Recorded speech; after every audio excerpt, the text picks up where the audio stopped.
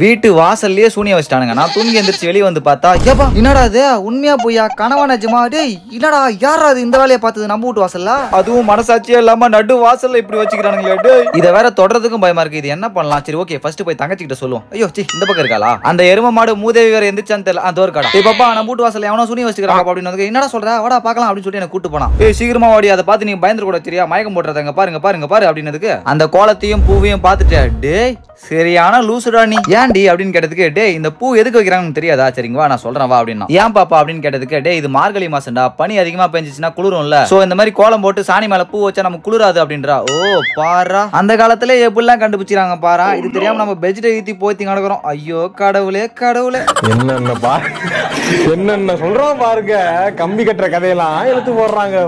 மார்கழி மாசம்ல பனி பெய்யும் குளிரும்ல, அதனாலதான் அந்த பூ வச்சா நம்மளுக்கு குளிராது. ஆமா நீ ரொம்ப சின்ன பையன் தெரிஞ்சுக்க சரியா? அதுக்குதான் அந்த பூ வைக்கிறாங்க. எப்படிலாம் கண்டுபிடிச்சிக்கிறாங்க அப்போ குளிராம இருக்கிறதுக்கு பூ என்ன பண்றது?